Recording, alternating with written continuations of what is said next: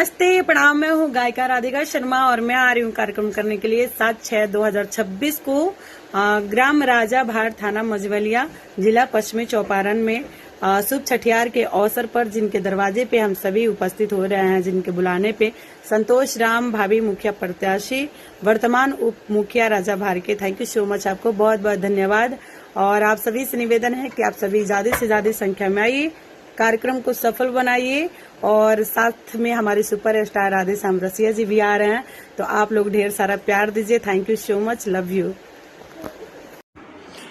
नमस्ते, प्रणाम। हम गायक सागर शैलेश और हम आ रहल बानी 7/6/2026 के संतोष राम भावी मुखिया प्रत्याशी, वर्तमान उप मुखिया राजा भार, ग्राम राजा भार, थाना मझौलिया, जिला पश्चिमी चंपारण में।